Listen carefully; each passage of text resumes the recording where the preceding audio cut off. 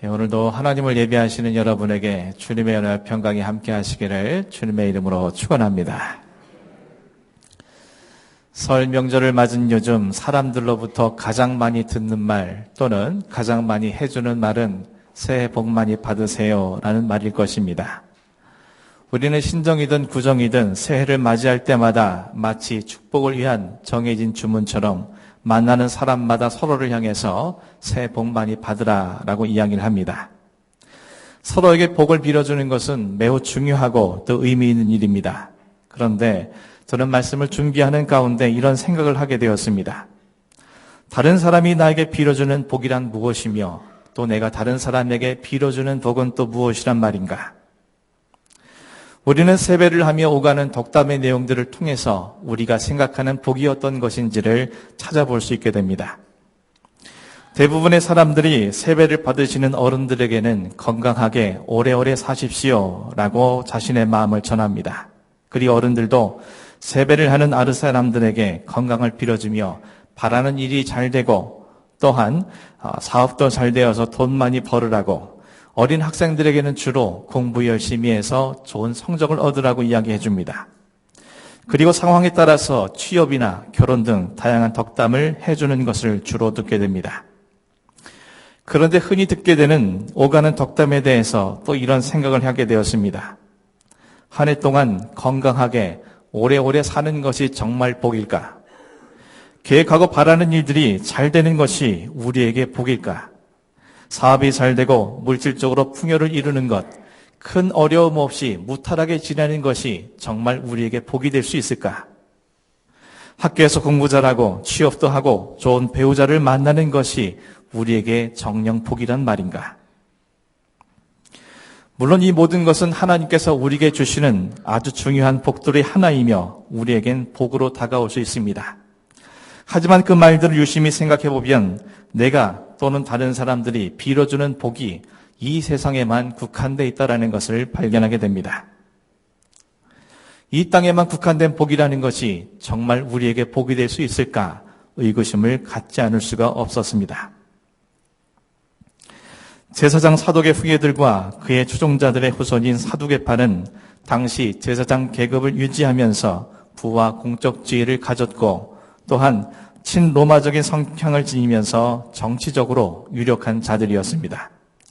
그들은 모세오경만을 성경으로 인정하였고 이 땅에서의 풍요로운 삶을 누리는 자들이었기에 천사나 영의 세계 또는 부활 등은 없다고 주장하였습니다. 그런 그들이 부활에 대한 문제를 들고 예수님께 와서 질문을 던졌습니다. 그들은 하나님께서 모세에게 기록하게 하신 계대 결혼 제도의 한 예로 예수님께서 말씀하신 부활 교리의 허점을 발견하여 또한 예수님을 공경에 빠뜨리려고 했습니다. 오늘 본문 속 그들은 7 형제 중에 장남이 결혼을 하여서 자식이 없이 죽고 그의 동생들이 계대 결혼 제도에 따라서 형수와 결혼하였지만 그들 또한 자녀를 낳아주지 못한 채 죽음을 맞게 되었습니다. 그리고 그 여인도 죽는다면 부활의 때에 과연 이 여인은 누구의 아내가 될 것인가? 라고 그들은 예수님께 질문을 던졌습니다. 그들은 예수님께서 분명 이 질문을 통해서 패할 것이며 큰 공경에 빠질 것이라고 확신하면서 의기양양하게 질문을 던졌던 것입니다.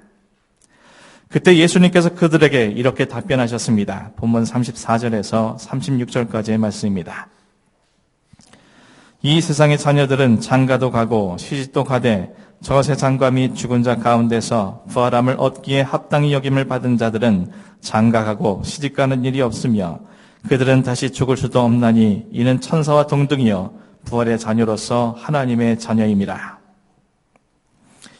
예수님께서는 사두개인들에게 이 세상의 자녀들은 장가도 가고 시집도 가지만 저 세상과 부활을 얻는 자들은 장가가고 시집가는 일이 없으며 다시 죽는 일도 없으며 천사와 같은 영적인 존재가 될 것이라고 말씀을 하셨습니다.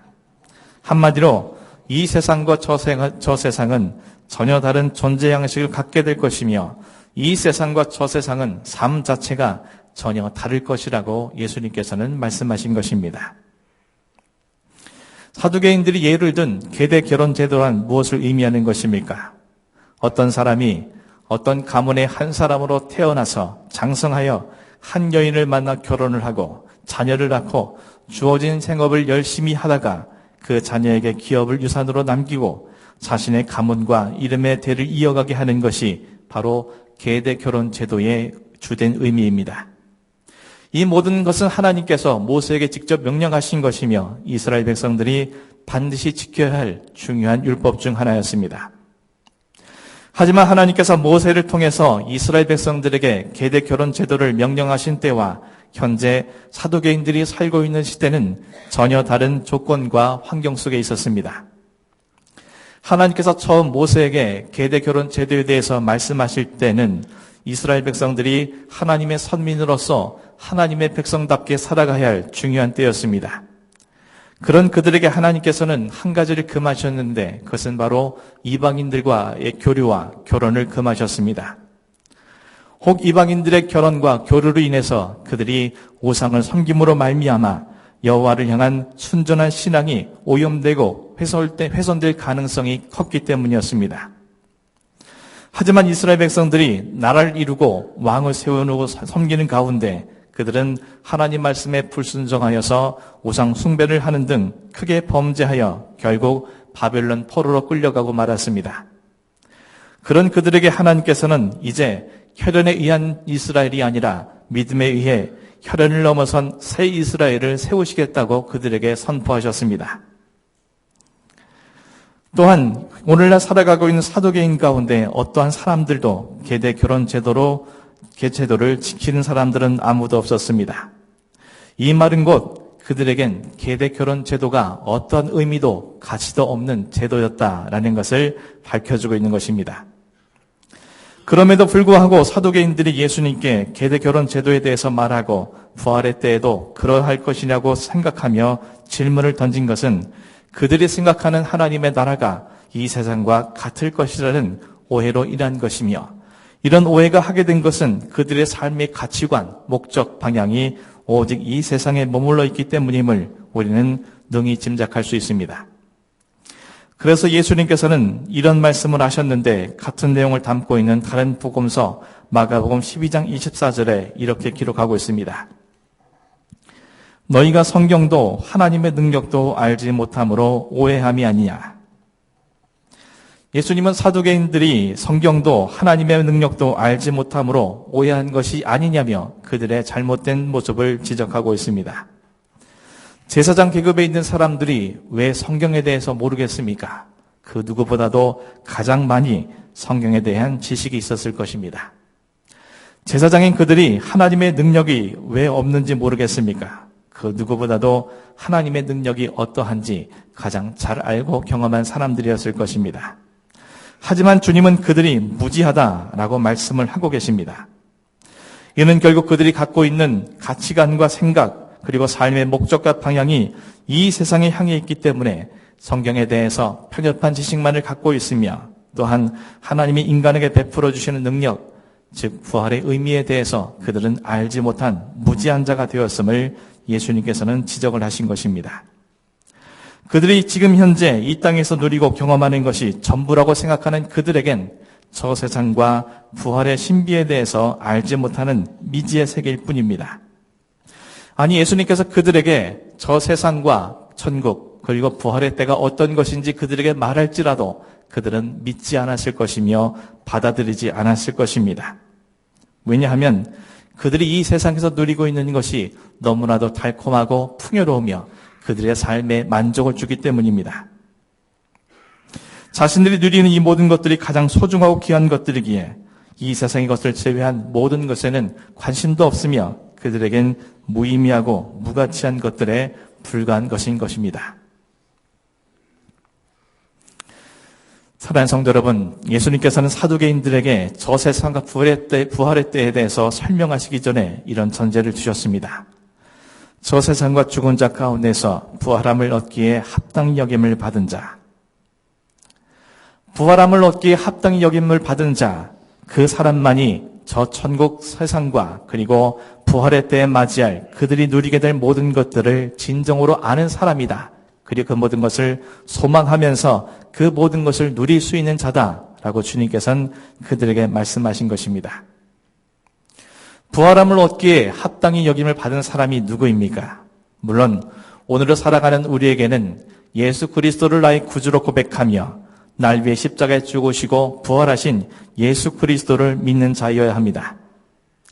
하지만 지금 예수님께서는 아직 십자가에 달려 죽으시지 않은 이 시점에 사두개인들에게 요구하시는 부활함을 얻기에 합당히 여김을 받은 자란 적어도 저 세상 천국과 부활에 대한 기대와 소망을 가진 자임을 의미하는 것입니다. 다시 말해서 천국과 부활에 합당한 가치관과 생각, 삶의 목적과 방향을 가진 자들만이 진정한 천국과 부활의 자리에 있을 수 있음을 주님께서 말씀하신 것입니다.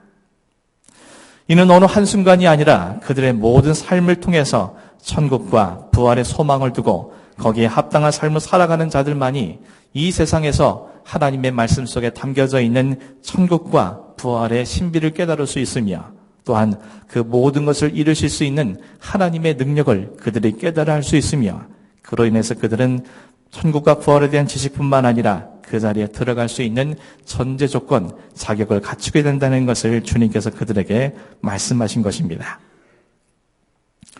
가만히 생각해보면 그렇지 않겠습니까? 이 땅에서 풍요로운 삶만을 목적으로 삼고 살아가는 사람들에게 어떻게 이 세상의 모든 재물을 버려두고 떠나야 할 저 세상과 천국을 사모하며 살아가겠으며 기업도 유산도 없는 부활의 자리를 소망하겠습니까? 이 세상에서 자신들의 이름 내기를 기뻐하는 자들이 어찌 자신들의 이름도 없이 가문도 없이 모두가 동등한 삶을 살아가야 하는 저 천국을 바라보겠습니까? 이 세상에서 하루라도 더 살기를 바라는 자들이 어찌 죽음 이후에 주어질 저 천국에서의 영원한 삶과 부활의 삶을 기대하며 살아가겠습니까? 이 세상에서부터 저 천국과 그리고 부활에 합당한 가치관과 생각, 삶의 목적과 방향을 가진 자만이 저 천국과 부활에 대한 사모함과 소망과 기다림과 기대함으로 살아갈 수 있고 그런 자들만이 부활을 얻기에 합당히 여김을 받는 자가 될 수 있음을 주님께서는 그들에게 말씀해 주신 것입니다. 사랑하는 성도 여러분, 믿는 자들에게 가장 큰 복이 무엇이겠습니까? 바로 영생의 복 아니겠습니까? 영생이 무엇입니까? 죄 사망으로 인해 죽을 수밖에 없는 우리가 예수 그리스도로 인하여 하나님 나라에 들어가 영원한 생명을 얻고 영원한 삶을 누리는 것 아니겠습니까? 그렇다면 여러분은 하나님의 나라에서 영원한 생명을 갖고 살아가는 것이 가장 큰 복으로 믿고 여기고 있습니까? 아마도 여러분들은 이 말에 아멘이라고 화답을 했을 것입니다. 하지만 대부분의 그리스도인들이 영생의 복을 얻는 것이 우리에게 가장 큰 복이라고 말하면서도 실상은 이 세상의 복 받기를 원하고 있습니다. 서두에 함께 생각해 본 것처럼 우리가 받고 싶은 복, 그리고 우리가 그들에게 나누어주고 싶은 복은 이 세상에서의 건강, 장수, 무탈, 성공, 부유함 같은 것들이라면 우리는 분명 이 세상의 것들을 더 중요시기는 우리들의 모습을 스스로 증거하는 것과 같은 것입니다. 이 세상에서 받는 것들만이 복이라고 여기는 자들은 결코 하나님의 나라에 들어갈 수 없을 뿐만 아니라 하나님의 나라에 들어가서 영원한 생명을 소유하고 살아간다 할지라도 그것이 진정한 복이라고 생각하지 못할 것입니다. 이 세상의 것들에 대한 즐거움, 이 세상에서 얻는 행복, 이 세상에서만 얻을 수 있는 것들을 자신에게 가장 큰 복이라 생각하는 자들은 저 하나님의 나라에 들어간다 할지라도 그것의 생활과 삶에 대해 따분해하고 지루해하고 또한 재미없고 좀이 쑤시는 어찌 보면 천국에 살면서도 지옥을 경험하게 될 수도 있기 때문입니다. 이 세상의 것들에 빠져있는 사람들은 저 천국에 가는 것 그 자체가 그들에겐 오히려 큰 고통일 수 있다는 의미입니다. 사랑하는 성도 여러분, 정말 부활함을 얻기에 합당히 여김을 받은 자인 우리에게 가장 큰 복이 하나님 나라에서 얻게 될 영생인 것을 믿으신다면 우리는 이 땅에서부터 하나님 나라에 합당한 삶을 살아가야만 할 것입니다.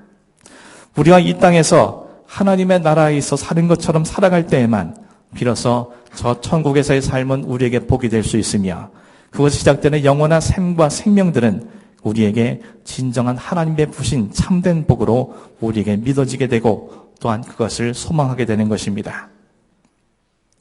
이를 위해서 무엇을 해야겠습니까? 우리는 사도계인과 같은 세상적인 관점과 생각을 버리고 하나님 나라의 관점과 생각으로 살아가야만 합니다. 모든 일에는 연습이 필요합니다. 하나님 나라에서 영원한 생명으로 살아가기 위해서도 우리에겐 연습이 필요합니다. 그러므로 우리는 이 세상 속에 살아가지만 매사 모든 일에 하나님의 나라의 관점과 생각으로 판단하고 행동할 수 있어야만 합니다. 또한 우리는 영적 존재로 살아가야 합니다. 예수님은 부활함 얻기에 합당히 여김을 받은 자들은 천사와 같은 존재임을 말씀하셨습니다. 즉 천사와 같은 영적 존재라는 의미입니다. 영적 존재란 어떤 것입니까? 우리의 모든 삶을 영적 생활에 우선순위를 두고 살아가는 사람들입니다. 자신의 모든 삶을 영적으로 살아가기 위해서 부단히 노력하고 세상의 모든 삶들을 거부할 수 있는 용기와 믿음을 지닌 사람이 바로 영적 존재라는 의미입니다. 또한 우리는 하나님의 자녀답게 살아가야 합니다. 우리가 하나님의 자녀라는 것은 하나님께서 우리에게 아버지가 되어주신다는 의미입니다. 하나님의 자녀답게 산다는 것은 아버지의 이름을 영화롭게 하기 위해서 부단히 노력하는 것이며 자녀인 우리에게 아버지로부터 돌봄이 보장되었다는 것을 기억하면서 아버지께 우리의 모든 삶을 의탁하는 삶을 살아가는 것을 의미하는 것입니다. 하나님의 자녀이면서도 하나님의 자녀답게 살지 못한다면 그는 결국 하나님의 자녀가 아닌 것입니다. 사랑하는 성도 여러분, 얼마 전 우리는 신정을 맞이하면서 새롭게 맞이한 이 한 해를 다양한 마음가짐과 계획 그리고 다짐과 결단으로 시작하였습니다. 하나님께서 우리에게 구정이라는 절기를 허락하신 이유는 어느새 약해져 버린 우리의 다짐과 결단을 새롭게 다질 수 있도록 다시금 기회를 부여하신 섭리 가운데 하나가 아닌가 생각되어집니다.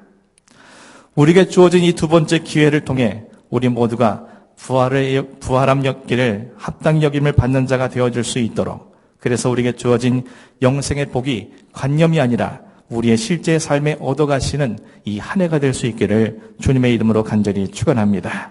이를 위해서 이 한 해 동안 매사에 하나님 나라와 관점과 생각으로 살아가고 영적 존재로서 영적 생활의 우선순위를 두고 하나님의 자녀답게 살아갈 수 있는 여러분이 되기를 간절히 소원합니다.